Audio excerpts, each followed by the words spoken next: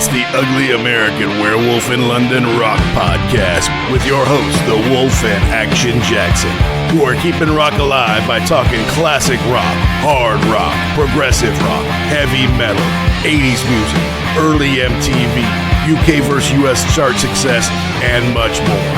This is the home of classic album and live concert reviews and your place for interviews with artists and legends. You're rocking with the Wolf.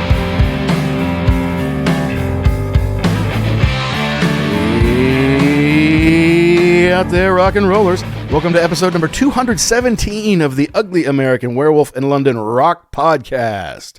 Brought to you by me, your host, Mac B. the Wolf, and I will be joined, as always, by my partner in crime from the East Coast of the United States of America, Mr. Gary Action Jackson. And we want to thank everybody for tuning in here recently as we've kicked off the new year. Last week's show was on The Firm, the supergroup created by Jimmy Page and Paul Rogers, not to mention Tony Franklin, the fretless monster, who was the best player on the album, and guest of episode number 91, Mr. Chris Slade on the drums. Not one that everyone's familiar with. You might have known the song Radioactive. You may not have understood that it was The Firm and it was Jimmy Page's big return to pop rock music, to the scene in a big way. And we love Jimmy Page. We love everybody in that band, to be honest with you, so we thought it'd be a good idea, as it was turning 40, to clue you in on it, see what we thought about it. But this week is one that Jackson brought up to me would be a good one to go over, and that's the soundtrack to the movie Vision Quest. Now, in the 84, 85, 86, there were a lot of big soundtracks.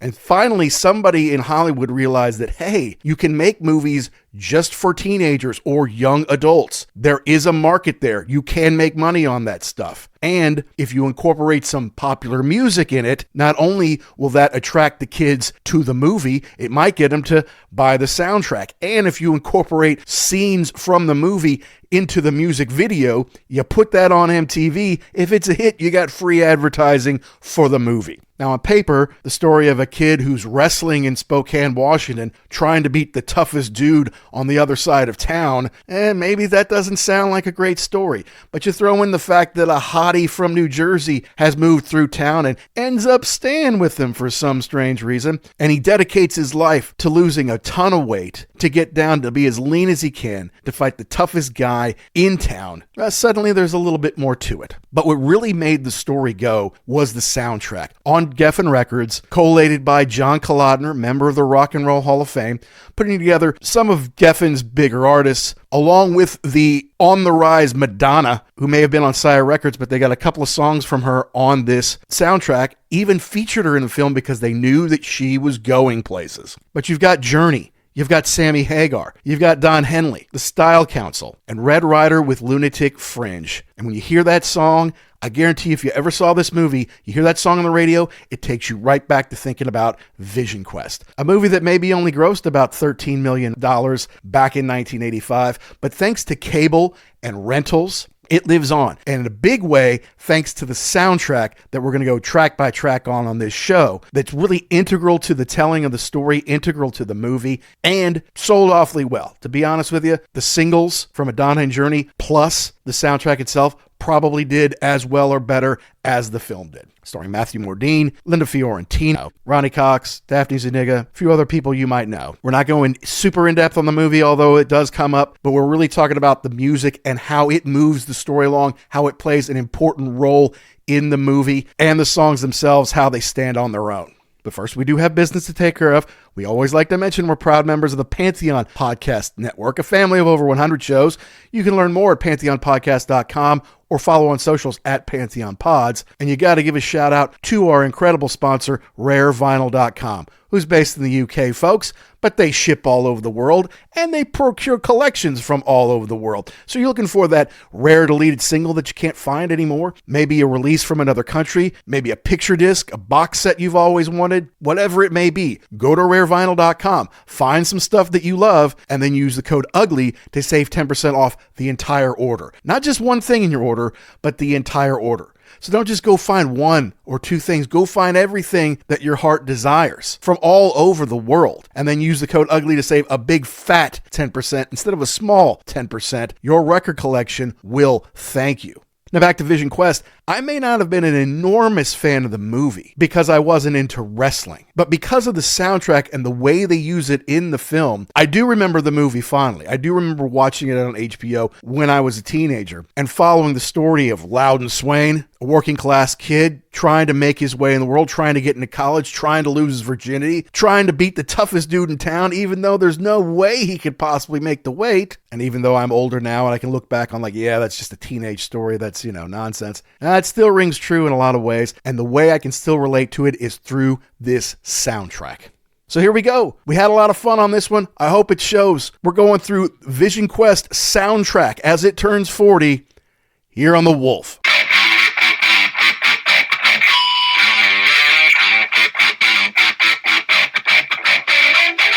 So when you mention the Vision Quest soundtrack as one that we should do as it's turning 40, I'm like, yeah, I know there was a ton of great songs on that. I mean, it wasn't just all new stuff. It had some stuff that had been out for a while. So it's not like this is all brand new stuff so we can cull some past hits and then take some of it's on Geffen. So they took some of their own artists to kind of stick in there and try to make it a cool thing. And of course I remember the movie from growing up. And I'm like, okay, yeah, a million selling soundtrack is a big deal. And it's pretty much a rock soundtrack for the most part. Right. Not all of it, but for the most part. So I'm like, yeah, okay, that's fine. We can do that. That'll be fine. And then, I don't know, I just started researching it. Of course, I watched the movie a few more times, which I hadn't done all the way through since I don't even know if it was high school. It may have been like the 8th grade. Did it hit you different now? A little bit, because if it comes out in 85, then we're in like the spring of 85. I feel like we're in the 6th grade. Okay. Yeah. I think. Yeah. That sounds about right. Fall of 85, we're in 7th, 86, 7th. I think that's about right. So, it hits HBO when I'm in like the 7th or 8th grade or something like that. I'm like, oh yeah, it's a wrestling movie. Oh, but the guy's got an older woman staying with him. That's kind of cool. Whatever. I'm like, the soundtrack is great. This music is awesome, right? But 1985 was like a sick year for movie soundtracks and big songs in movies. And I kind of went back and did some of this research, man. It's pretty crazy. It's kind of big time here. Okay. Hold on. So we're going to get Crazy for You was in this soundtrack. It's Madonna. Madonna's a big deal. Madonna's blowing up at this point. Like a Virgin is out. It's huge, right? Okay. Did you say you were a virgin? No. I said I was like a virgin. Yeah. Got small it. difference. Yeah. Right. Also, not too long. I mean, around the same time as this one comes out, a little song called Don't You Forget About Me by the Simple Minds comes out for the Breakfast Club soundtrack. Correct. Pretty big deal. Totally shaped our lives as far as music for movies that relate to us. A View to a Kill by Duran Duran, anyone? How that's big was that for us? Yep, that's huge. And we love Duran Duran. Like, they're finally going to have some old white woman singing a Duran Duran song. They're going to have, singing a James Bond song, they're going to have Duran Duran. And that was huge. Still have that one. The Power of Love in Back to the Future. It was pretty famous. Yeah. You gotta get back in time. That was on there too, right? Gotta get back in time. Also, which came out the same year as Breakfast Club, is a little movie called St. Elmo's Fire. And of course, the title track to that was huge. And the movie, again, even though we were only like 12, by the time we were 14, 15, these movies meant a lot to us. And that was something about growing up in the 80s that was different about the 70s. We used to talk about how it would have been so cool to have grown up in the 70s because of all the great music, and we could have gone to all those shows and it would have been dirt cheap. Right. But in the 80s, they actually started making movies for teenagers. They didn't really do that before. And then they did. And it led to them incorporating a lot of music, a lot of popular and rock music, not only onto soundtracks, but weave them into the thread of the movie. And didn't Beverly Hills Cop come out in 1985? That soundtrack was a juggernaut. And an intricate part of the story, if you think about it. When they had all those action scenes, you could hear the Pointer Sisters in the background on those, right? Right. And I think that was the big thing about doing this is how the soundtrack propped up the movie. And as we go through these tracks, it's as big, I don't say it's as big of a part as the actors, but it adds a lot to it. It's not just ambient music in the back. Well, that's right. Yeah, that's right. And while this thing has kind of become a cult classic, I feel like if you were of the right age in 1985 and you saw this either in the theater or on HBO, which suddenly you could see it on cable, it's always going to be part of growing up for you. Like my dad see it, he's like, whatever the hell this is. This is crap. This is for, young people, whatever. Well, I will tell you that I was in the same boat as you. I could not even tell you the last time I watched this movie all the way through. And so in watching it for this show, I was like, oh, is this going to be bad? Is this going to hit like either way past the prime as far as, it being relevant to me, or is this just going to be a horrible, filled with horrible deals that you couldn't do today? It's actually still a pretty good movie. Like if you sit down and watch it, especially as a guy. Yeah. From a woman's perspective, it's probably not that great. Right. But from a young man's perspective, yes, this is a classic coming of age film. By the way, to do some research, and we're doing the soundtrack, not so much the movie, but obviously we're going to have to refer to the movie throughout. Yeah. It's an R-rated film, and on IMDb, it's like the categories they have is number 1, coming of age. Right. Number 2, teen drama. Number 3, teen romance. Number 4, drama. Number 5, romance. And number 6 is sport. So the sport is really not that big an important part, even though some would say that's what the whole thing's about. But think about trying to sell this as a movie. When sports movies don't do that well and wrestling movies, are you kidding me?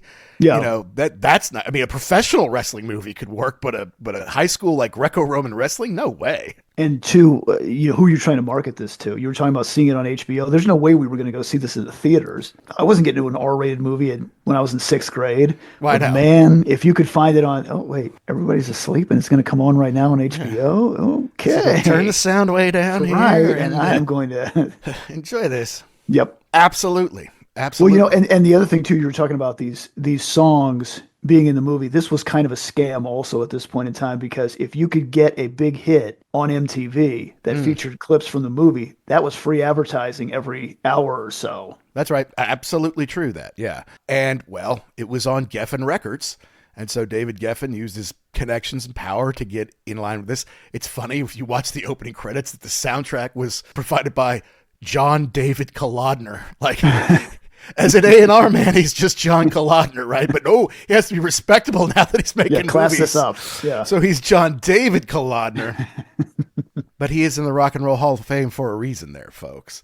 And so you got to watch it a couple times to kind of get ready for this talk we're having here. And I don't know, it took me back to a certain time. It took me back to the 80s pretty quickly and clearly. Like, thoughts and emotions came back up. Like, dude, you're not that little kid anymore. Like, what?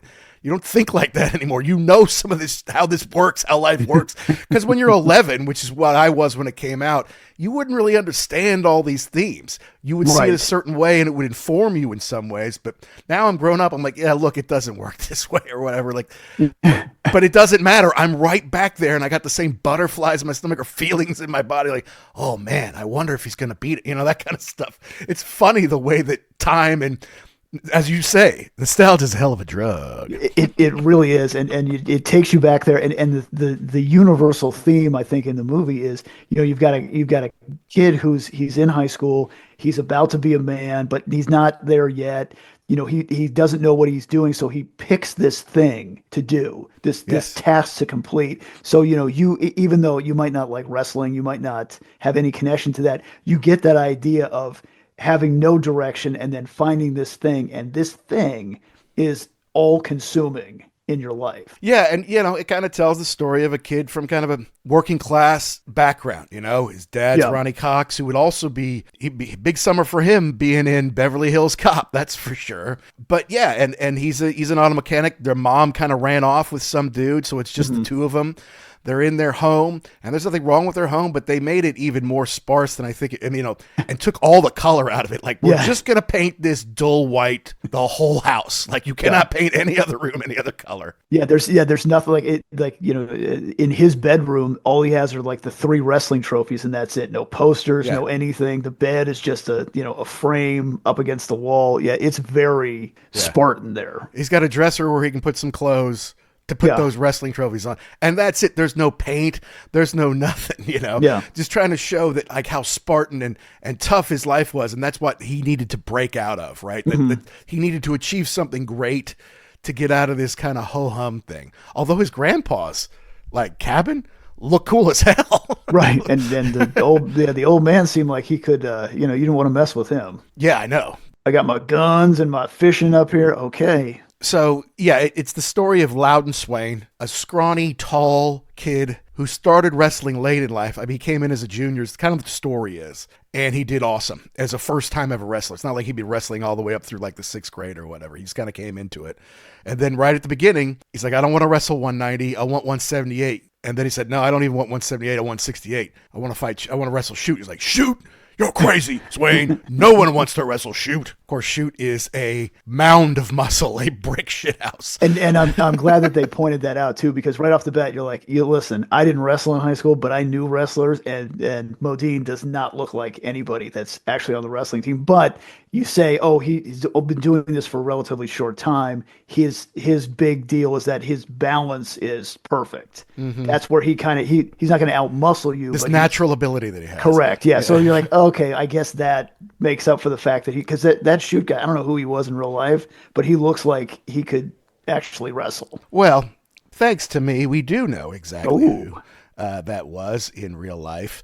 Because I think he was only in a couple of movies. Well, because he was a badass wrestler type, and you're going to get typecast like that. But Frank was a killer wrestler, yeah, and he looked like it. I mean, he was supposed to be, and he was. Frank Jasper played Shoot, and he talks about it once in a while. He talks about his experience, because obviously they needed someone who looked like a wrestler. That's him. Mm-hmm. And the scene of him carrying the tree trunk up and down the stairs, I'm like, oh my God. I'm like, and Matthew Modine, 6'4", 6'4", and you're going to weigh 168 pounds? You're going to be strung out there, dude. And they do bring that up. He does make sacrifices. I mean, I think at one point in time, he's like, yeah, I'm on a 600 calorie a day diet. I'm like, oh my God. That's like breakfast. What are you talking about? I know. That's half of breakfast on weekends. And I just got in touch with my buddy Mark, who was a big time wrestler in high school, and maybe he was at a weight one too low for him because his brothers were big time wrestlers and used to beat the snot out of him, and so it was kind of his destiny to become a wrestler. But we would all notice, especially the girls, because Mark was like a nice looking guy. Mark didn't speak in class during wrestling season. Oh, jeez. Like, he would bulk up for football and he'd be big and strong, and then in wrestling season, you wouldn't see him. You never saw him at parties because it's not like he could drink or eat or anything. Right. And he wouldn't participate in class because he was like, talking took too much energy and I just couldn't do it. And I'm like, I don't know if that's worth it, dude. I mean, I got parents telling me it's okay for you to drink a few beers during basketball season because you need to put on a little weight if you're going to bang around in there. And he's not even able to drink milk, I mean, it's like he's starving himself for like 3 months of the year or whatever it was. But I asked him because, boxers, they do the weigh-in and then they fight the next night. So they weigh in at 168, but then they fight at like 179 because they were sweating to get themselves down. They load up on water and they load up on everything, on carbs, on protein, everything. They want to be strong for the fight. And so I just asked him, do wrestlers, after you weigh in, do you then go eat? But you can't have a big bowl of pasta because you'll throw up all over the mat. So what do you do? He's like, yeah, I would usually have a Pop-Tart or something like that. Some of the guys would take those like bears that were filled with honey that you get from the grocery store and just squeeze them into themselves to give them some energy. Straight honey. Yeah. To get it in there, to give yourself some energy. Because it's that day, right? Like you weigh in the day. It's like 30 minutes later. Yeah. I mean, for some, it might be an hour and a half if you're waiting in order for everything to go. But yeah, you can't go to Applebee's and, shove a burger down your throat. You just can't do it. So I'm like, God, that's rough, dude. And I don't know. Did you ever wrestle? I mean, did they make you wrestle in like gym or anything like that? I don't remember ever doing that. But I did know a couple of guys who were on the wrestling team, and it was always very strange to me because in the movie, there are a lot of people that show up to the wrestling match. I don't remember that many people showing up to the wrestling matches. Yeah. But the guys who did it, they were all about it. Like it was their whole life. I'm like, religion. Yeah. Yeah. I mean, I could see if it was something where you could go on to, I mean, you can wrestle in college, but like there's no pro future for this. If you're into football, okay, cool. I can see there could be a path. Like this is it. But yeah, these guys, every day, all day, they live for wrestling. Well, you kind of have to. I mean, it's not natural. Look, it's something I'm glad. I mean, it's a good thing for like soldiers to do, people in the Army, maybe policemen, people who have to be tough and fight with people for a living, it's a good thing to do. And I respect them because they train hard and they're in sick shape. But I remember when it's like, we did it in like the 6th or 7th grade or something like that. It's like part of PE. It's like, okay, we'll do flag football in the fall, and then the boys will do this while the girls go do whatever. And I was tall and skinny. I was a good athlete, but I wasn't real strong at that point. And I was not a good wrestler because I was so long, the shorter guys could bend me and, push me around and stuff like that. And okay, I'm not calling anybody out. I'm not saying anything bad about wrestlers or homosexuals, but I'm just telling you, when someone's on the mat and they're grabbing your thighs and they're digging their neck into your back, I'm like, there's something not right about this. There's something about this that I don't like. There you go. I would say the same thing. Whatever you want to do is fine. That just wasn't for me. I did not feel like it was something that I wanted to participate in. Thank you. No, I understand you have to be tough, and this will toughen you up. All right, yeah, then I should do it for a while to toughen myself up. You need to be strong, okay? But I mean, none of the stuff I learned in wrestling helped me in basketball. None of the stuff I learned in wrestling helped me in soccer. And I don't know, they say they're the best athletes in the world, but to me, the best athletes, it's running, jumping, and hand-eye coordination.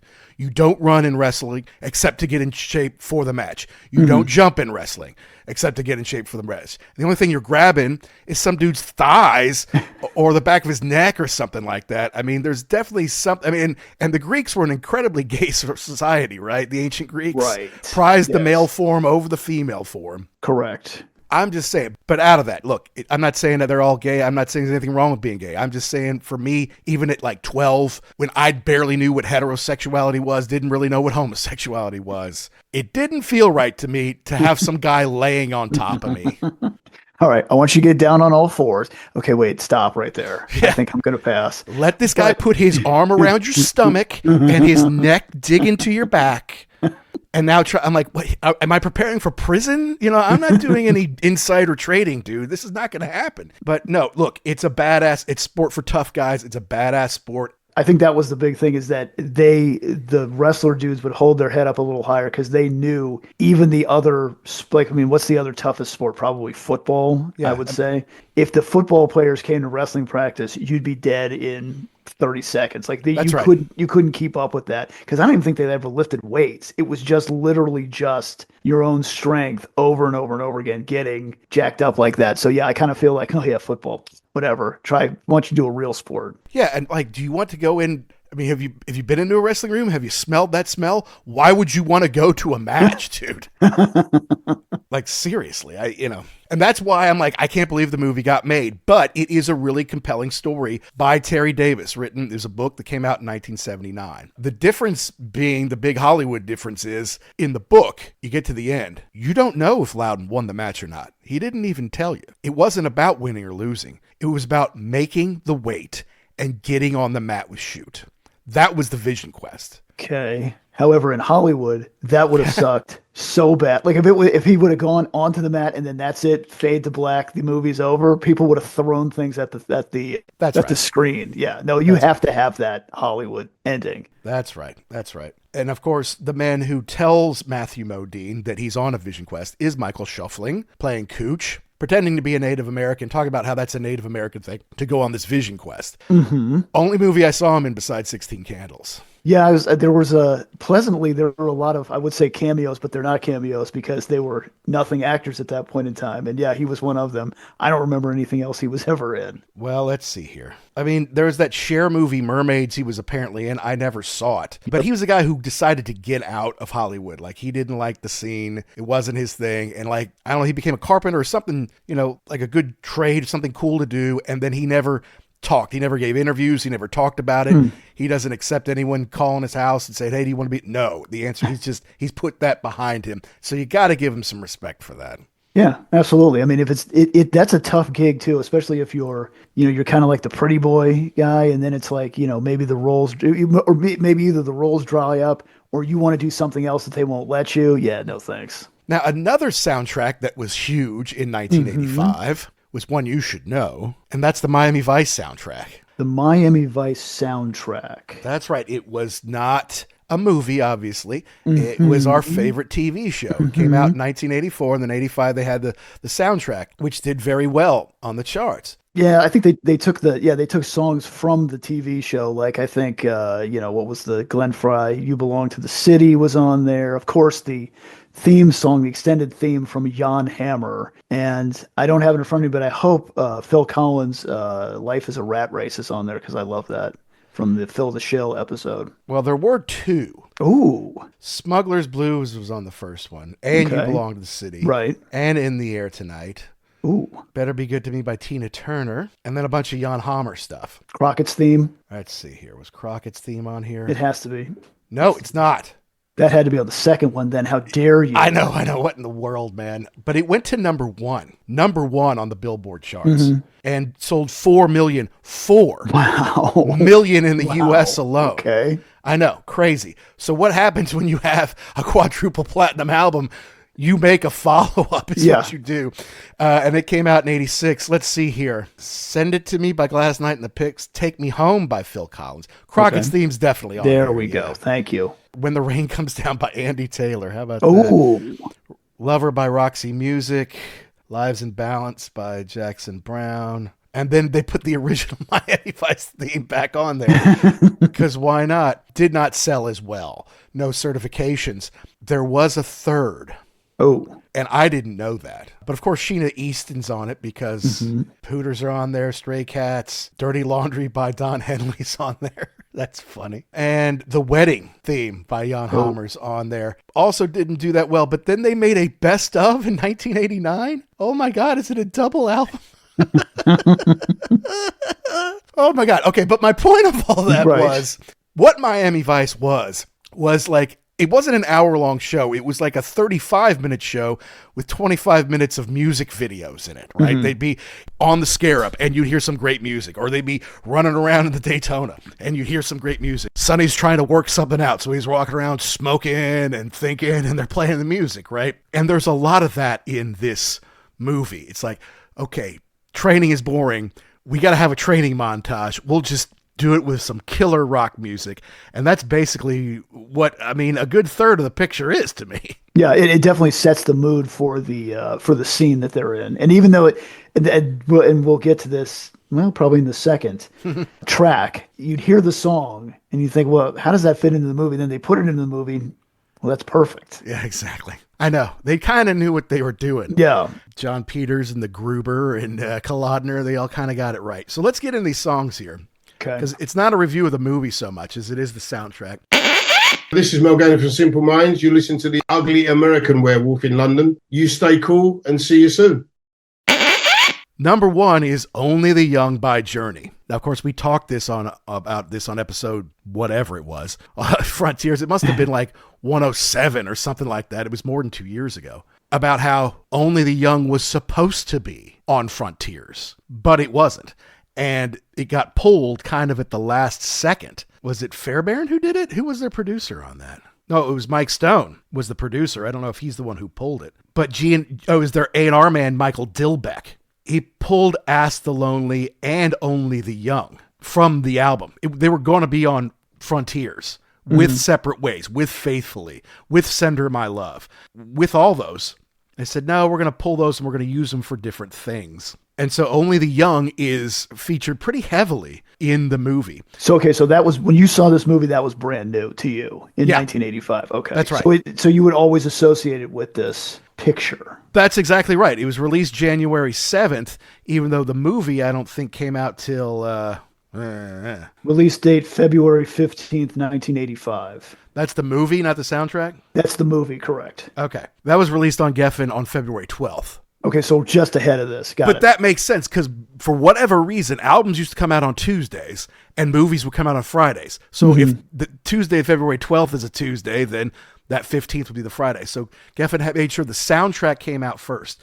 And this song, Only the Young, was their first single because it came out, it was released as a single January 7th. Okay, so prior to all of this then. So this had some airplay when you went to go see the movie. You had already heard this. Right, and the B-side to it was I'll Fall in Love Again by Sammy Hagar, not a Journey song. So this was a soundtrack song in that the B-side was part of the soundtrack, not part of a Journey album. Right. And it did pretty well for them. I mean, it went gold as a single because Journey fans may not want to buy the whole soundtrack, but they want their Journey song. So it went gold as a single and went to number 3 on mainstream rock, as high as 9 on the Billboard charts.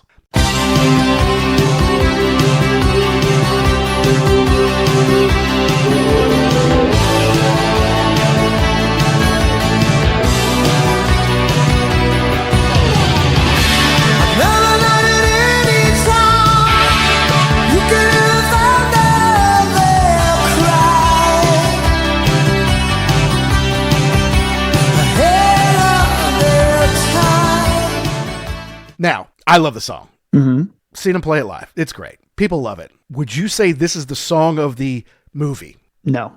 No. I Okay. would not. I think you're right about that. Okay. It is played 3 times. Okay. Right. Yeah. Which is very strange because there's more than one song that they do that. Most times when something is in the movies, a lot of times you forget about it. You're like, what? That was in it? Oh, yeah, for a second. For 30 seconds, right. Yeah, and then it's gone. This is featured very heavily. It's very heavy. Well, it's kind of the opening scene after he says, I'm going to wrestle shoot. Then he Right. runs to the hotel. Yeah. And it's got all the opening credits to see John David Kalodner and everybody else. That's when it's running. So this is setting the theme, right? This is setting the tone.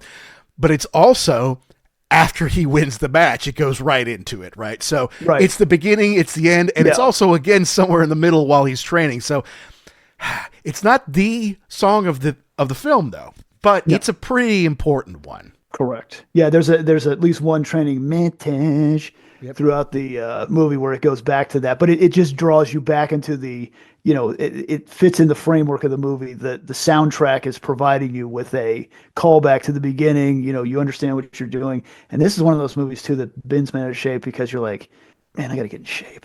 I know. I should be running. And he was sprinting over those bridges. He wasn't kind of jogging. He was going like as fast as he could. I'm like, dude, if he's running 5 miles after not eating in class all day, there's no way he's going that fast. But no one asked me, Something I didn't know doing research for this, Scandal recorded it for their album The Warrior, which came out in 1984. So technically a version of it came out before the Journey version did. But of course, Jonathan Cain was in Journey at this point. And he co-wrote the song. That is information which might be helpful down the road. Okay. Jonathan Cain, Steve Perry, and Neil Schon wrote the song. Pretty big hit for them, too. Yeah, and I think now, we talked about Frontiers. Now, if you get Frontiers, it's part of that, like the expanded pack. Yeah. Or the expanded edition. But yeah, the fact that I guess they just figured it was a huge enough record, we'll save this for something else special. Right, and then Ask the Lonely. That was from a movie, wasn't it also? Yep. Ask the Lonely was utilized in Two of a Kind. Oh, with John Travolta and Olivia Newton-John. Fantastic. That's right. Now, next is Change Right. by John Waite. Correct. Now, this might be hard to answer, but do you remember hearing this song before you saw the movie? No, not off the top. No, I don't remember hearing it before that. I mean, I've heard it since, but Sure. no. Because his big song was Missing You. I don't remember this one. Right. Okay. So this came out on John's debut album, Ignition, in 1982, because he's with the Babies, right? He was in a band called the Babies, who had a keyboard player named Jonathan Cain. What? And and he and this went to number 16 on the Billboard rock album charts, like the AOR chart. Didn't do well on the Hot 100, but on the rock charts it did fine. It was written by one Holly Knight though, so that's why it's so damn good. It's so catchy. And then I think it went back up to 54 after the thing was released, but the Ain't Missing You at All, that didn't come out till 1984. But that came out before this movie did. So he has a huge hit with that. You recognize his voice. And when you hear his voice, you're like, oh, yeah, that's John Waite. Now, what's your impression of John Waite? I think he's probably one of those dudes that he's a little bit generic to me. Like I Generic's think a good word. His voice is it's good and it fits in with the song, but it's like there's nothing. He could be interchangeable with a couple other dudes. Right. There's no way that as a teenager, you were buying Baby's records or John Waite records. Okay, he's just the songs for girls. It's cheesy. Correct. Yeah. Okay, true. Even looks like someone girls would like. Right. For no good reason, basically. Yeah. Well, he's foreign too, right? Like he's from Australia. English. Is he from Australia? I thought he was English. I think he's English. Okay. I think he's from Lancaster and Lancashire. Well, then there you go. Then, so that adds to the allure, especially then from being on MTV and that's right. Being foreign was definitely two big pluses. And the song was produced by Neil Girardo, who's best known as Pat Benatar's husband and co-writer, collaborator, heck of a good guitar player in his own right. And I saw a note that John Waite has been living the last 10 years in Santa Monica. So while the fires are raging, I hope he's okay. Yeah. I don't know if his house is, but I don't wish you any ill will, John. I mean, you're a talented guy. Just because I think you're cheesy doesn't mean I want anything to happen to you or your home. But okay, so listen to this song, right? Yeah. And then how is this going to fit into the movie? I don't get it. Like it doesn't fit with the rest of these songs. It doesn't, like John Waite's not a rock guy. He's more of a like kind of a bubblegummy pop deal. Mm-hmm. But Modine comes in and they're all like, "Oh, you're a piece of shit because you're messing with everybody and you're not all for the team." And he goes on the pegboard, which I've never tried to do that before, but it's impossible. God, it looks impossible. It's impossible. But he's doing it, and they're playing the song, and I'm thinking, well, goddamn, that fits right on the money. That's awesome. Like my note is he wins over the haters. Yes. Right then and there, like the guy, the heavyweight who's like, you're not part of the team, and I'm gonna kick your ass in the parking lot. Now he's like, go Loudon, you can do it. And then he does it. He's like, man, I can't do that. Now I'm your biggest fan. Yeah. And he comes down. He's like, okay, Swain, you got it. 168. They're all shaking hands and whatever. And I'm like, look, the song is cheesy. And I love you, Holly Knight. You're an amazing songwriter. I love this song. Yeah. Right here in this spot. I think it's amazing. I think it's so awesome. This is my favorite song on the soundtrack. For the soundtrack. Although off the soundtrack, I'm like, I don't like this song at all. For the soundtrack and the way it's used in the film, it's so 1985, it's unbelievable. Oh, we always wish for money. We always wish for fame. We think we have the answers. Some things ain't ever gonna change. It doesn't matter who you are. It's all the same. What's in your heart will never change. Yay, we're all gonna make it. Boom. Yeah. I'm telling you, and it's like, it's so cheesy. And I see it in the picture. I'm like, oh my God, this song is awesome. Like, yeah, Loudon, you can do this. You 6'4" beanpole. Go beat up that Marine who's going to rip your head off, man. I mean, I got to tell you, I love it. And Holly did release it when she was in Spider. But of course, it didn't go anywhere. Spider didn't really get where it was supposed to go. It was just Holly had the talent to write these amazing songs. It was just better served by other people. I mean, didn't she and Michael DeBar, they did Obsession, right? That was their song. They did it together. Didn't go anywhere. They gave it to Animotion. Oh, wow. And they make millions and millions of dollars off of it. Yeah. So like, Holly, don't bother. Don't go on the road. It's a hard life. Just stay home and write your amazing songs. Get someone else to do the hard work for you. Jesus. So, yeah. So, now Journey was a new one, but that's one that had been out a few years already. Right. Okay. And so you wonder too, like in that situation when people hear this and maybe they didn't know the song before, maybe they didn't even know John Waite at that point in time, like maybe you heard the Babies or whatever. Does that bump up, what was it? Ignition. I mean, do you sell more copies of that? Because who knows? Probably. Yeah. I bet you do, Of course, he would later go on to be in Bad English with Neil Schon and Jonathan Cain. Jonathan Cain. Yeah, it all comes back around, guys. Okay. Now the next one, Shout to the Top, Style Council. Paul Weller's band after he kind of broke up the Jam. Okay. This is what's an 80s song? Play this. No problem. We're right back there. But it doesn't really fit the rest of the tunes on the soundtrack. I'm not saying it's a bad song. I do like the song. It's just Right. not the same as everything else. Well, but the thing is too, this was, I think they only used it for 2 seconds. It's that when they were at the diner or one of Yeah. the diner scenes. Yeah, this doesn't, yes, it's on the soundtrack. Yes, it's on the movie. Would you remember it? Probably not. It's too fast. It comes and goes too fast. Yeah. No, yeah, after his nose bleeds and they cancel the match, even though he's winning, like he has to Yeah. forfeit, and then Shoot kind of confronts him in the bathroom. Yeah, he goes out with Linda Fiorentino to the diner, and then that's when they play it.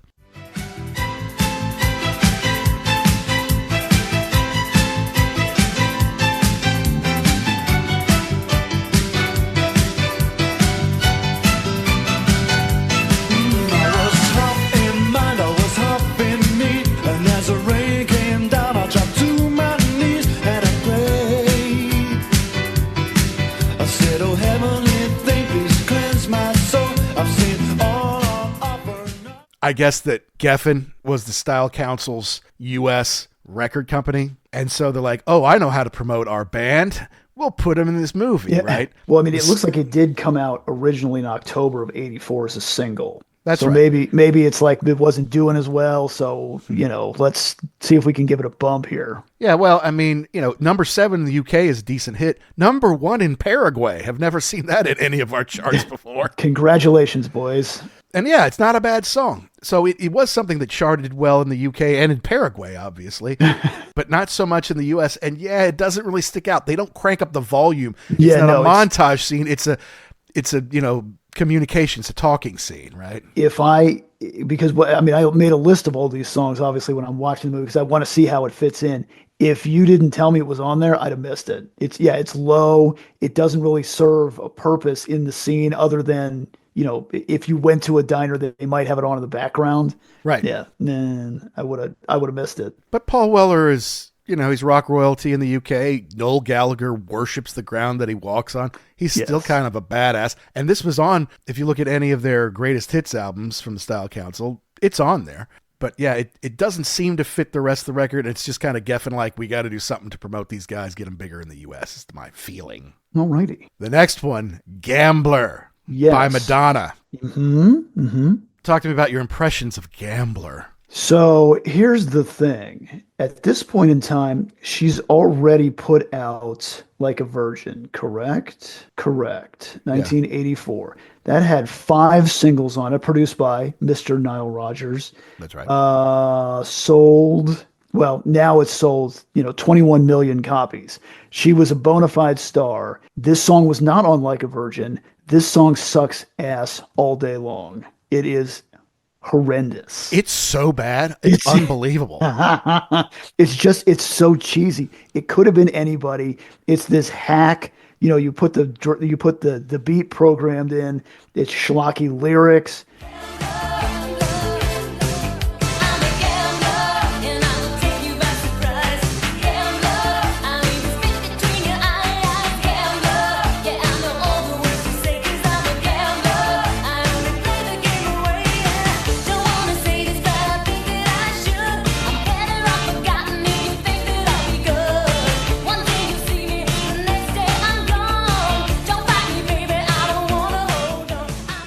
Terrible, terrible, terrible. Here's the thing. I would have told you that Like a Virgin was her number 1 selling album of all time and 21 million copies.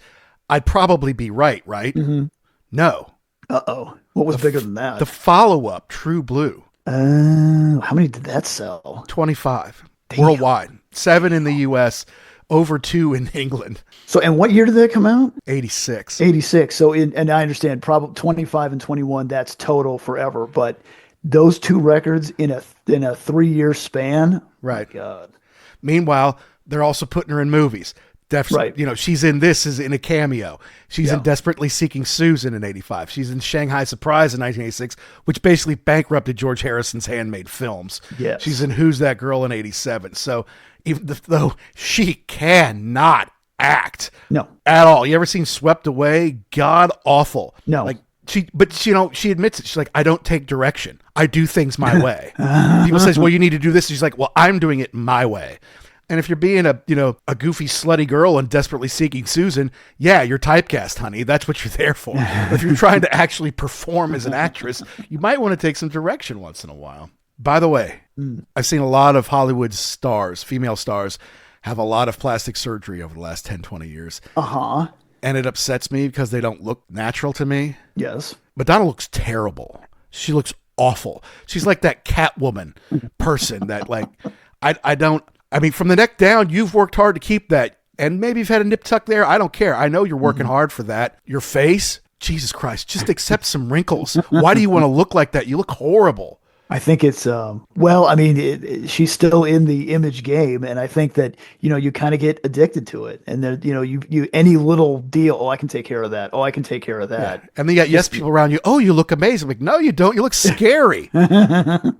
Oh my God, no one's having sex with you because you look good. They're having sex with you because you're Madonna. Correct. Jesus. But no, and it's in the movie. He goes into the bar and he sees his English teacher, so he sits there and hangs out with him. Allegedly, Andrew Shue is in that scene somewhere. I was looking for him. Unless he's the weird mustachioed dude sitting next to Loudon, I couldn't pick him out. Yeah, I had the same thing too. I was looking through IMDb and like, I don't remember him. But okay. I mean, yeah, it was either that or a side view or something, but yeah, not prominent at all. But here's the scary thing.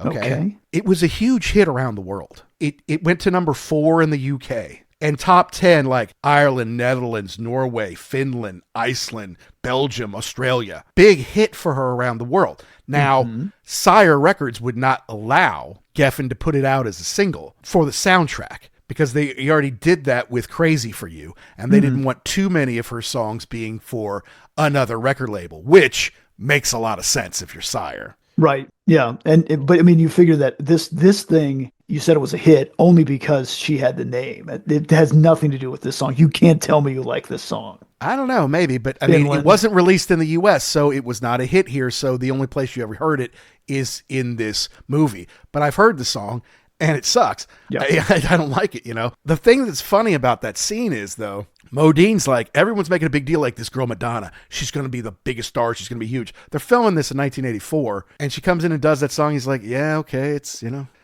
it's all right, I guess, whatever. It's, she's going to be a big thing, huh? I don't get it, but whatever. But then he goes to like Australia or Italy. I think he's in Italy or something like that. And there's a movie poster out. And the movie poster says Crazy for You with a huge picture of Madonna. And then like he and Linda Fiorentino like in the corner at the bottom. It's like, I thought it was a Madonna song and a Matthew Modine picture. Turns out I was just acting in a Madonna movie.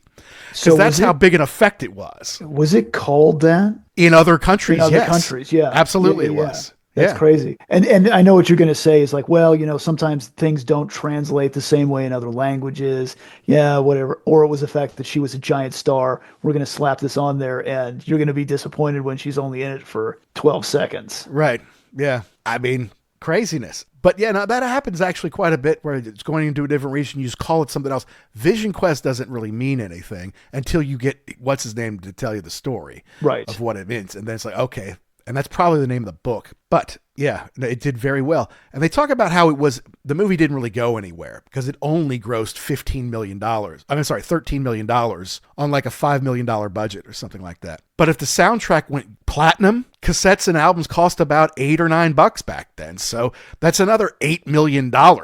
Right. On top of it, which means it did about as well as the film did financially. Oh, Madonna. But she'll, there's another song on there. So we'll get to that soon enough. Sure. Here comes the worst song on the album. Without even there's no debate on this. I'm sorry. It really isn't. Yes. Let's go on. She's on the Zoom by Don Henley, another Geffen Records artist. It's hard to find information on this. I was going to say the same thing. Like everything else, even The Gambler, that was a single. They had a whole, there was information on it. There's nothing on this. Absolutely nothing. And I think for good reason. I don't even think it's on Spotify. When I look at the Spotify playlist for Vision Quest soundtrack, they throw like Boys of Summer in there. I'm like, well, was it the B-side of Boys of Summer? No. I'm looking all through it because it was his album Building the Perfect Beast. All right. That came out in 1984. That was pretty big for him, honest to goodness. I mean, Boys of Summer was a huge hit for him. All She Wants to Do Is Dance is another one. Sunset Grill was on there too. Driving with Your Eyes Closed. I mean, these are all pretty big hits for him, and it sold very well. I mean, it went triple platinum anyway. And, you get Grammy nominations for all those songs and stuff like that. So, yeah, I mean, he does you know, they're like, okay, well then we'll give them something they haven't had before. Here's a Don Henley song that you don't know. It's She's on the Zoom. It's bad, dude. Just not good. I mean, it's bad in the same way the last song was bad. It's generic. It sounds like, hey, we need a driving song for one scene where they're going from point A to point B. This could have been anybody. It was like you were trying to remake Footloose, you know, that kind of that feel of, you know, everybody's okay, everybody's going to party. Yeah. Yeah, it's terrible. Well, the lyrics aren't awful. I mean, it's basically telling the story of the girl. Like, she waits for the bus, you know, she goes to school, she does home ec just like all the other girls, but she wants something more. And, you know, boy shows him a picture of his car and his room. And then, you know, she makes it to the city. She's waiting for the cab. She knows she's better than this. This guy gets her into 54, takes her dancing, and he shows her a picture of his car and pictures of his room. Kind of like, there's a lot of girls out there dreaming for more than just getting married and having babies, right? There's more out there. You yearn for it. But then sometimes when you get what you want, you figure, wow, it's really not all that different. Poetically, it's not a horrible song, but musically and execution-wise, it's bad. I don't like the song at all. Right, and if you told me that She's on the Zoom by Paul Feinberg, I would say, okay, you know, whatever. It's just a generic song. The fact that you got Don Henley to do this, it's not super apparent why you hadn't heard it before. Like, it was never a single. This was never like, oh, you know, the greatest hits, we're going to put this on there too. No, it's terrible. Bury this thing. Throw it away. Whatever the artist got out of the soundtrack, he got 5% of that because he co-wrote it with Danny Korchmar, who co-wrote a lot of his songs with him. So, okay, so great. You're on a big selling soundtrack. Good for you, Don. This isn't great. Hi, this is Steve Howe of Yes, and you're listening to The Ugly American Werewolf in London. Anyway, you flip it over Mm-hmm. and get Hungry for Heaven by Dio. Now, this surprised me that it was on here just because they're not on the Geffen label. Okay. And never really was. Maybe it was just that they needed something heavy.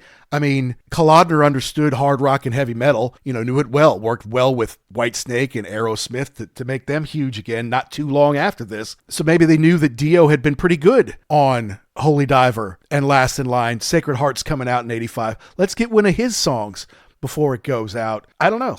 So they're getting on the bus to go to one of the tournaments, you know, everybody's trying to get psyched up. I want to hate this song because it's kind of cheesy at the beginning and you got the keyboard, but man, when Ronnie comes on those vocals, God bless, it's just awesome. He's so great, isn't he? Yeah, just nobody, like, it can't be anybody else but Ronnie. And then it does get to rock a little bit kind of in the middle. There's a nice, the riff is not bad. The solo's pretty good. It's just those keyboards we did not need. Vivian's solo on it is cool. Yeah, no doubt about it. No, it doesn't seem super heavy. It's very mid-'80s. That keyboard could have been played by Jonathan Cain for all I know. it sounded like it fit right in. I'm like, oh my God, is Journey doing another song? Oh no, wait, that's Dio.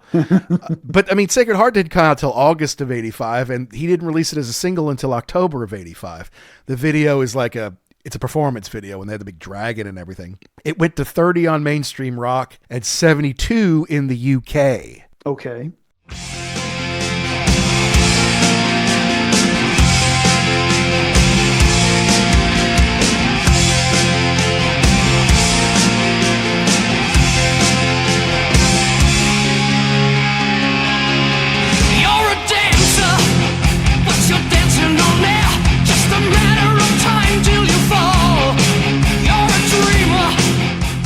I mean, you say it was when they're catching the bus to go to the away match, but it's right after he went to Cooch's house and saw his dad, who would go on to be the manager in Major League, slapping the shit out of him.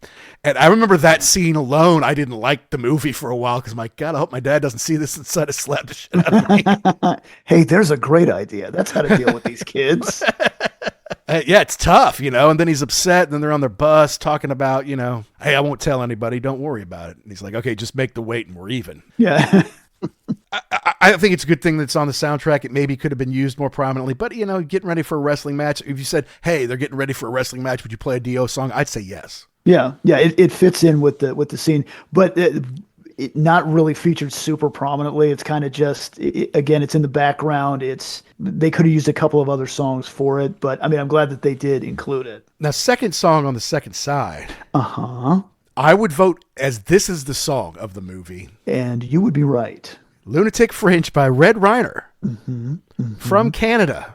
Guarantee you did not own As Far as Siam before this. By Red Reiner? No, Correct. I did not own their first album, no. And I guess the story was Red Reiner existed before Tom Cochrane was in the band, and then they kind of had him come in, and then some guys left because they're like, okay, yeah, we're not as good as Tom Cochrane. And then later in the 80s, early 90s, I think it was later in the 80s, they became Tom Cochrane and Red Reiner because he's singing the songs and writing the songs. And then, of course, when we were in college, that Life is a Highway song must have made him a gajillion dollars. Correct. Because it was everywhere. Not only was it everywhere, but then if you fast forward to, I think, 1995 when Cars comes out from Pixar, there's a cover on that, and it's all over the place. And I'm sure that's another huge revenue stream for him. Oh, yeah. So Tom Cochrane living very comfortably from one or two songs. That's right. And that's all you need, baby. But no, so it's released in 81. It got up to 11 on mainstream rock back in 81. I honestly can't tell you if I knew it or not before the movie. I feel like I did. Okay. But I'm not 100% sure because it did well on rock radio. But I still feel like the movie, after the movie came out, then it was way back in heavy rotation. You know, like throughout the 80s, Bohemian Rhapsody was not played on the radio because Queen was passé and it's over. Right. And then Wayne's World comes out and all of a sudden it's a big hit all over again. And I feel like to a smaller degree, that's exactly what happened with Lunatic Fringe.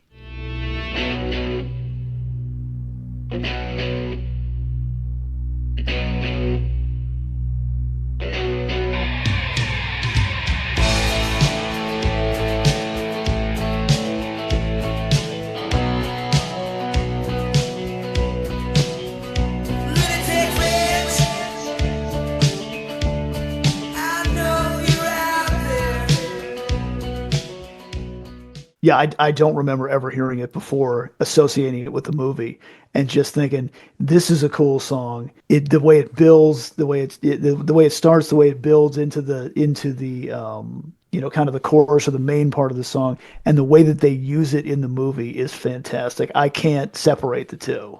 Well, that's right. They play 6 times throughout the picture, 6 different times. Yeah.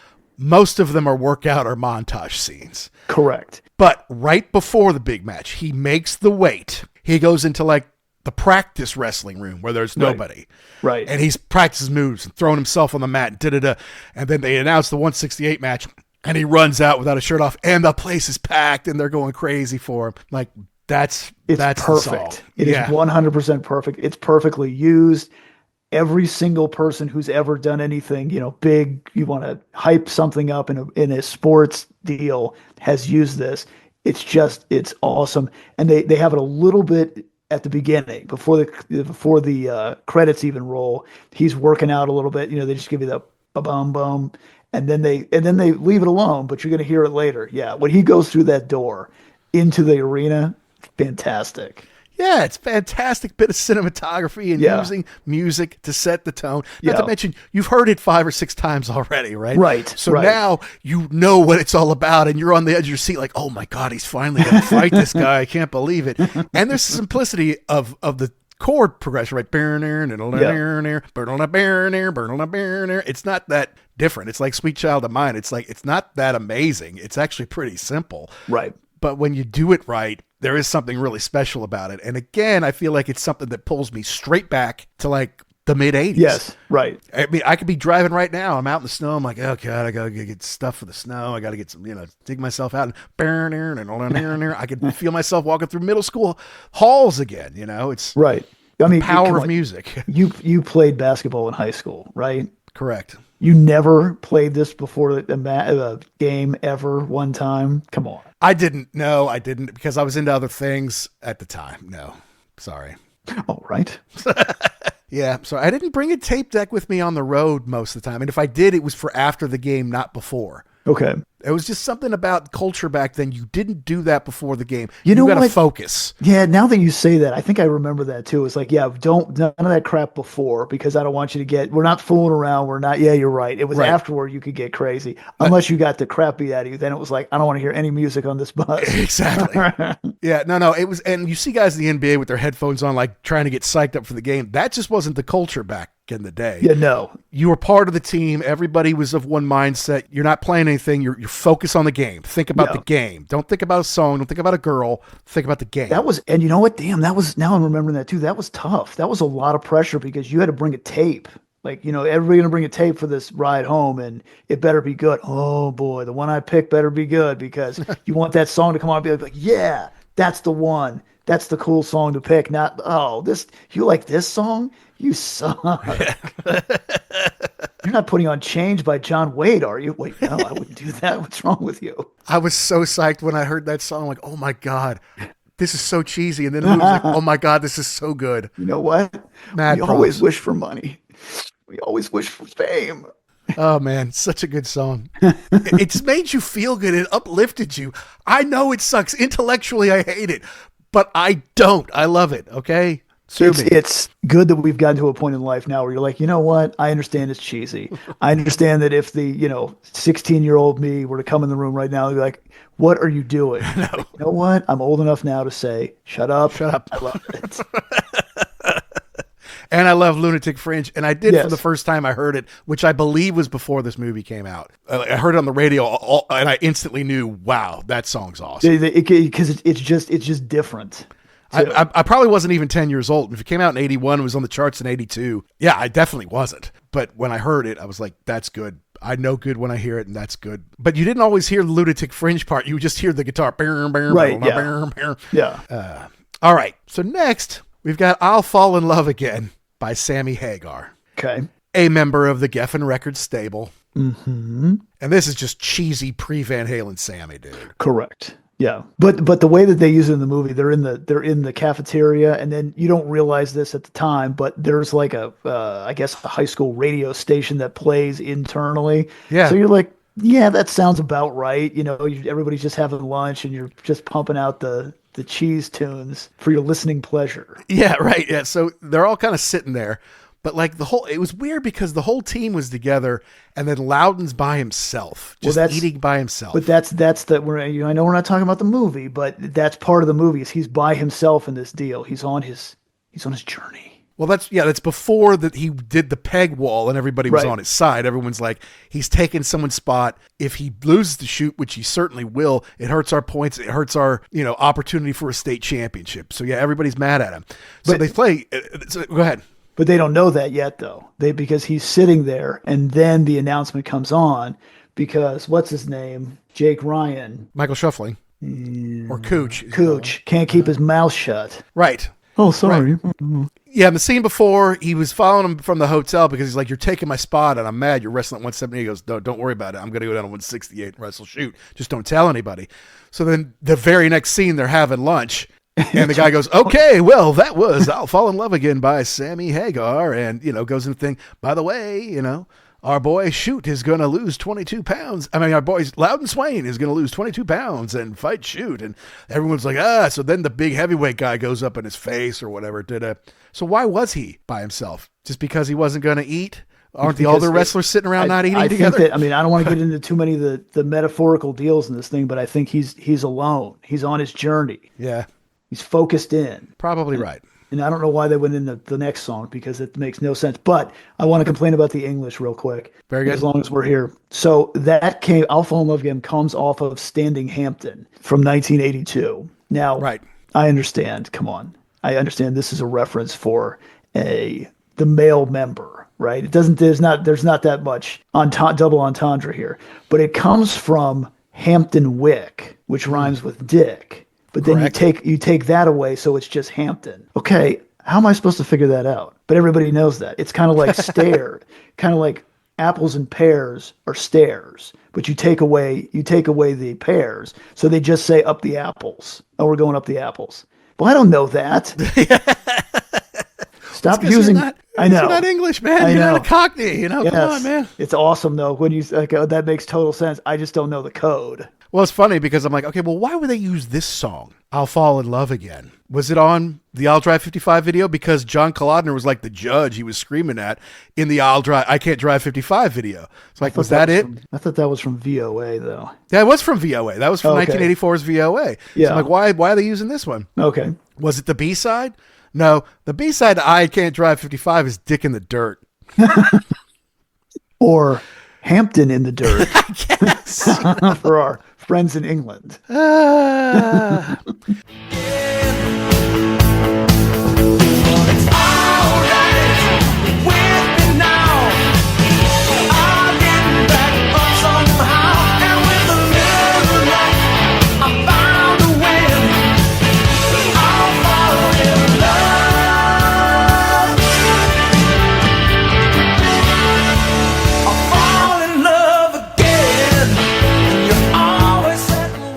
But to your point is they play this song. The DJ plays the song, introduces it, says Swain's gonna fight, shoot, and he goes, and now it's Hot Blooded by Foreigner.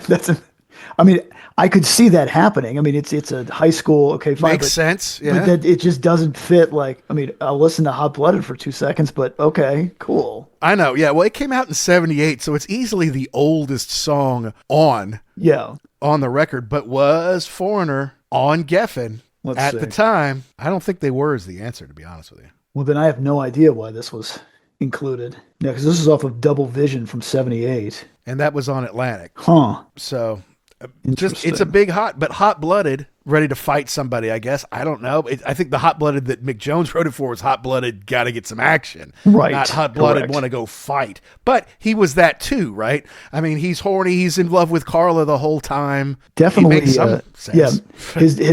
His vision quest definitely almost came off the rails when she came to stay at his house. Right. And then she gives it up to him. Well, of course. But then she leaves because she doesn't want him focused on her. Right. Which he was going to do. You got to finish this. You've made this huge sacrifice. You're working your ass off. You've got to make it. And if I stick around, you might just say, hey, I don't need this anymore. Right. You know, kind of like all young boys, like, oh man, no, I'm into football cards, man. I'm not into girls. You get laid once, like, throw that cardboard away. Sell that stuff. I need gas money to pick up my chick. You know, it's like the next day. Right. Yeah. You know, it's like none of that shit matters to me. No, I like playing video games, man. Yeah, but sell that shit. I need money for rubbers. So true.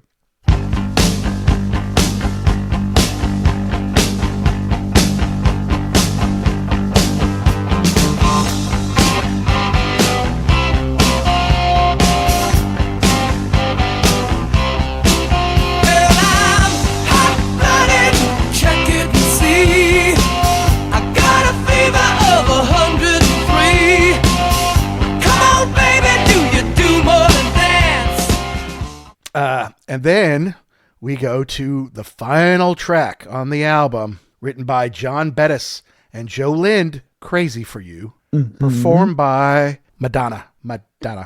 Definitely a giant hit for her. Unlike Gambler, giant hit in the United States. Yeah, and despite the way we remember it, that Lunatic Fringe is the song of the movie. Yeah.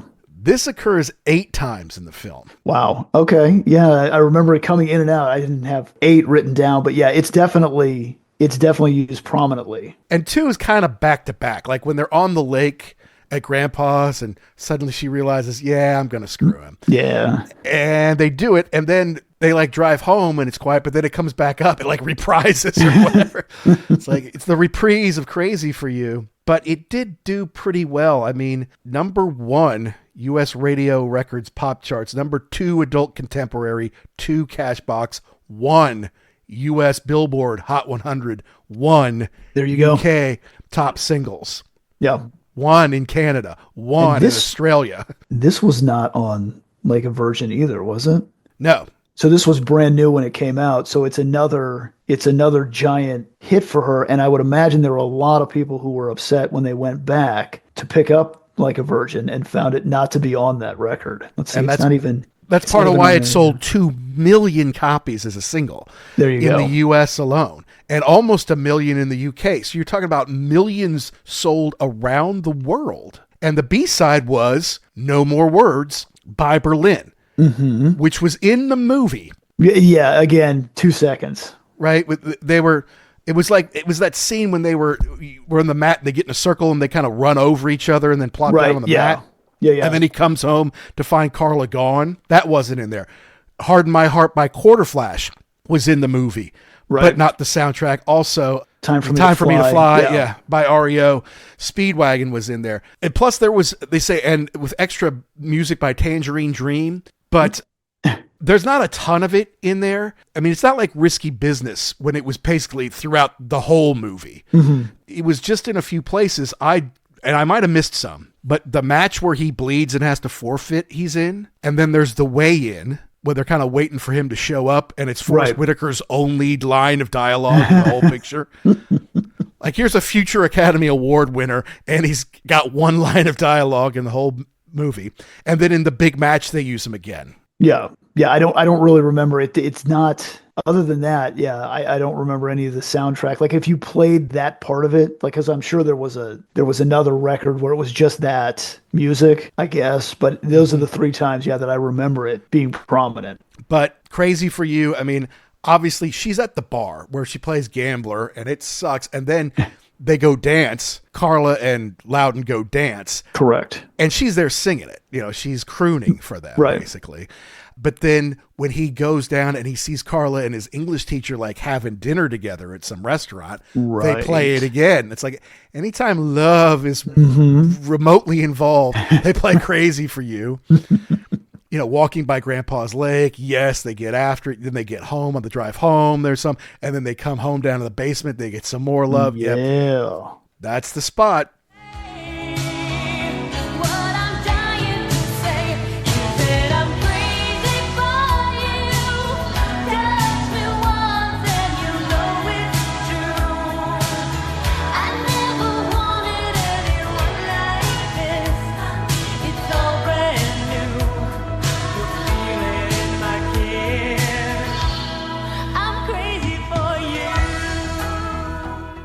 So I get it, but it's a much bigger hit for Madonna than I even realized. To be perfectly honest with you, I didn't realize it was so big. I mean, a 2 million selling single off of a soundtrack when you've already had all these other huge singles in the last year. To a movie that wasn't even really that popular in retrospect back in the day. That's amazing. Yeah, I mean, the soundtrack, the Only the Young single and the Crazy About You single basically grossed more money than the movie did. And that's not an exaggeration. That's the truth. But so it set the tone, right? It's like, and now Madonna can be in all sorts of movies. So she has a song in Who's That Girl? She puts a song in Desperately Seeking Susan. Live to Tell. At Close Range. What was that, 1986? That was 86. The next one. And don't sleep on that movie either. That's pretty good. That's a damn fine movie. And Christopher Walken. Yeah. And David Strathairn. But I mean, like, they knew it at that point. They didn't over publicize Madonna in this movie. They're kind of showcasing her, right? She sold At Close Range. I don't think you would even remember that if she wasn't in that soundtrack. Plus, in the credits, I mean, at the beginning, it's huge. And Live to Tell by Madonna. It's like bigger than Sean Penn's name, it's enormous. Like, we've got Madonna's song in this film, and it was a big hit for her based on a true story, which is kind of scary, but it's true. But anyway, I think I didn't read the book, obviously. And if you didn't know who won the match, that's not a Hollywood ending, but I can tell that the book is pretty well written for a young man. I can't believe that if you're the Daphne Zuniga of the movie, who's like, the smart girl, maybe even a little nerdy because she's so good at writing or whatever, who seems to have a little bit of a thing for Loudon, but it doesn't really play out very much, right? If you're that girl reading this book, I don't know how much you like it. Where if you're the guy striving to do something incredible, wanting to hook up with an older chick, this would be a read that you would have loved in the early 80s. It's better than that Twilight shit.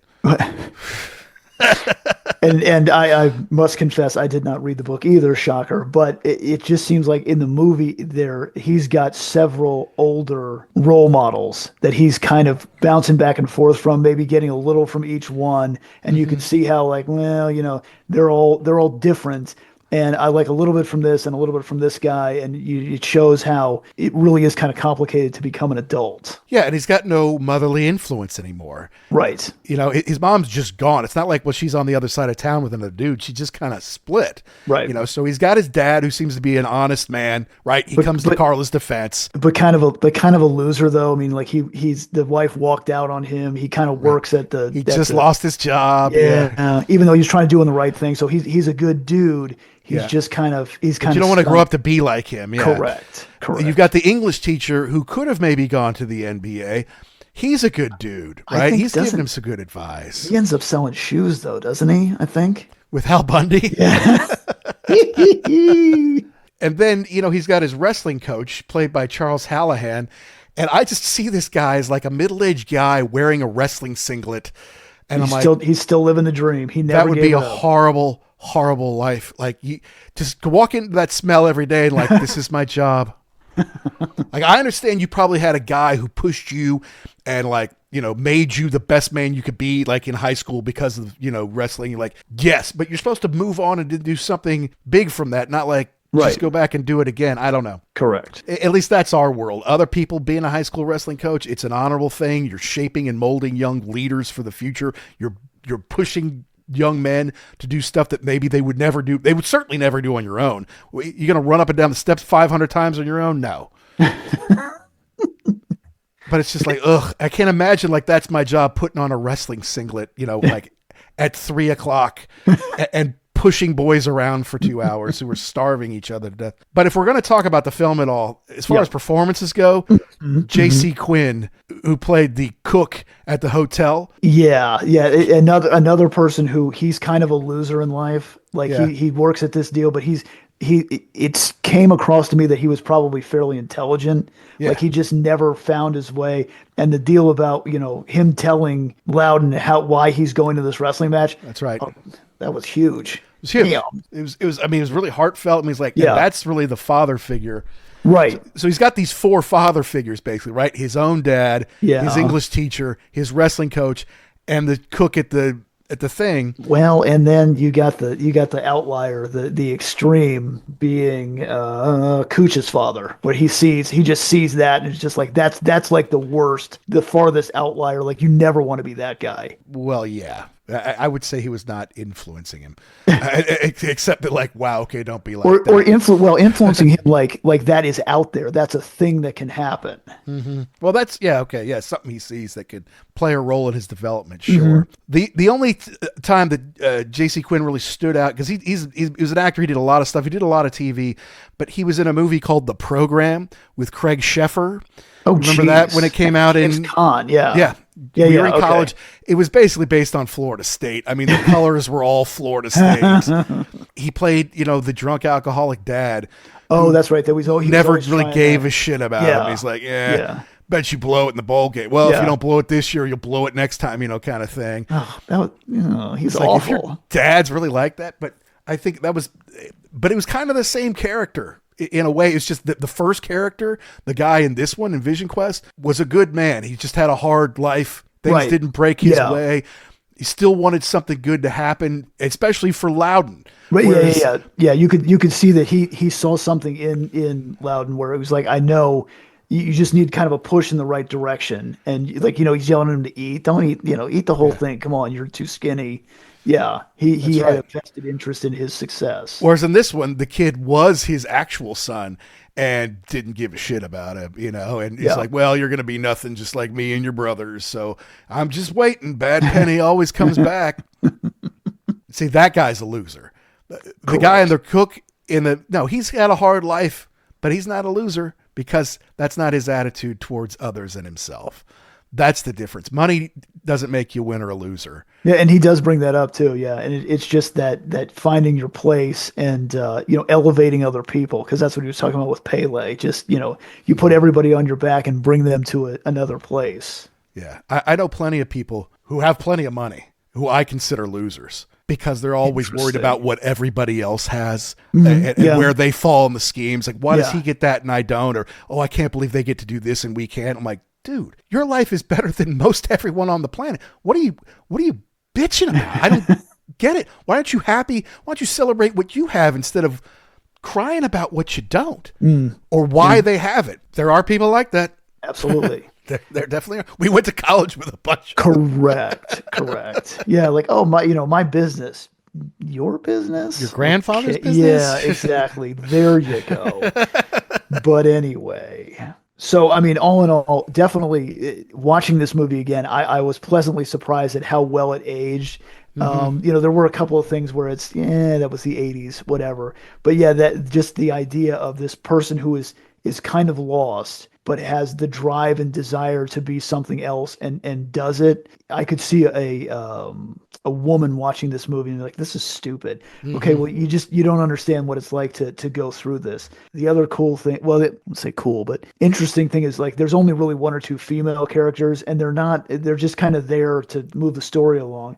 The dad doesn't even have a name. It's just Loudon's father. You don't know anything about him. It's just it's all about him and his journey and the people that he encounters on the way through. Yeah, if there's one thing that I had to cringe at now, like, oh my God, it was after he had seen her on the date with Mr. Haversham, and so he's pissed at her because he thought, oh, you were going to get with me, and now you're with my English teacher. Yeah, this sucks. And so she kind of comes down to confront him in his basement.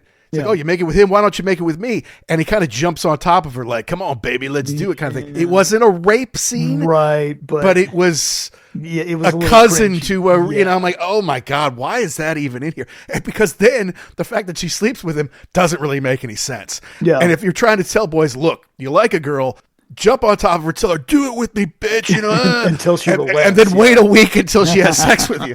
What? That's, I don't.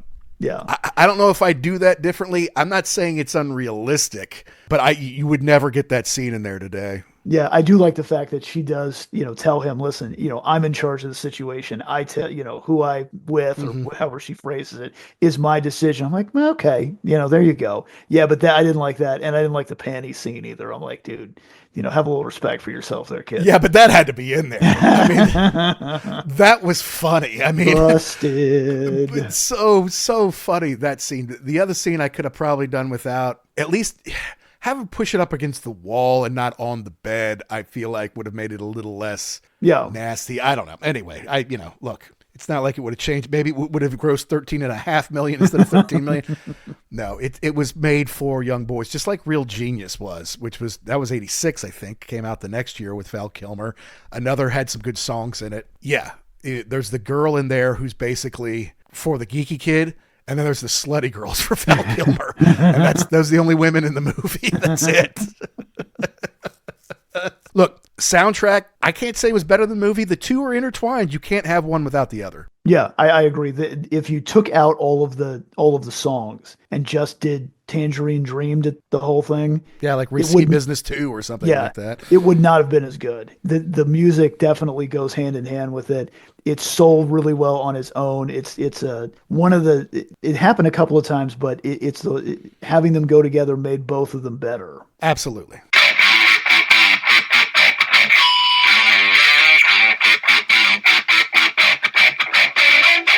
So that was our take on Vision Quest, the 1985 film with the killer soundtrack that was not only integral to the telling of the story in the film itself, but went platinum on its own and had a couple of huge singles off of it. A couple notes on that. We didn't get into the fact that the Journey song, Only the Young, also revolved around the story of a young man in Cleveland who was losing his battle with cancer. We got into that in depth on episode 111. It's maybe an important part of the story, but because it wasn't really part of the film, we decided to leave it out. But we did go pretty far in depth on it on episode 111, so please go check that out. Also, yeah, I know I kind of put down Change quite a bit, but I'm a big Holly Knight fan. I think she's written some incredible songs over the years. Pop songs of the 80s that you would know. The Warrior by Scandal, who also did Only the Young. She wrote that one for you. Wrote Invincible and Love is a Battlefield for Pat Benatar. Better Be Good to Me and Simply the Best for Tina Turner. Love Touch, that was big by Rod Stewart. Some hard songs. Look, she's an incredible songwriter. I think she's awesome, and that's why that song Change is so good. Credit to Neil Girardo and John Waite for making it so much better than what she recorded it in Spider, but I think it was a great song, and I really enjoyed it. And I think Holly Knight is awesome. And that's just the bottom line, folks. So you don't really have to be a fan of wrestling to be a fan of this movie. It's a coming of age movie. It's a young man struggling with his identity, trying to make it in the world, trying to make it amongst the other wrestlers and the other students trying to get into college, trying to move forward in life. It's a big difference between being a boy and a man, yet the lines are very blurred. It's complicated, and he's doing his best to try to figure it out. It's kind of what the story is all about. But being that we are of a certain age, it played a role in our adolescence and our growing up, our teenage years, and I know it did for a lot of people out there as well. We had a lot of fun going over this one. I hope that came through in the show. So you got to let us know, folks. Hey, did we get something right? Did we get something wrong? Did we miss the point? Did we leave out your favorite part? Email us and let us know. It's uglyamericanwerewolf@gmail.com. You can let us know the bands, the albums, the soundtracks, the tours, the movies, the stuff that you want to hear us talk about here on the show. We need you to download and subscribe. Those downloads are the key to growing our show. And another big key is, hey, leaving us a positive review. You can go leave a 5-star review somewhere. Doesn't really matter where, although I'd say Apple and Spotify are the big ones. Leave it and send it to us, and then we might just read it on an episode. Thanks as always to Pantheon Podcast for making us part of the family. And thanks to our sponsor, rarevinyl.com, where you use the code UGLY, you can save 10% off one entire purchase, not just one item. That's it for this week. And we have some big albums to do. We're going to have some fun guests through the year. We have some pretty big albums coming up, so you're going to have to stay tuned. And to all you rockers all around the world, be cool and keep doing what you do to keep rock alive.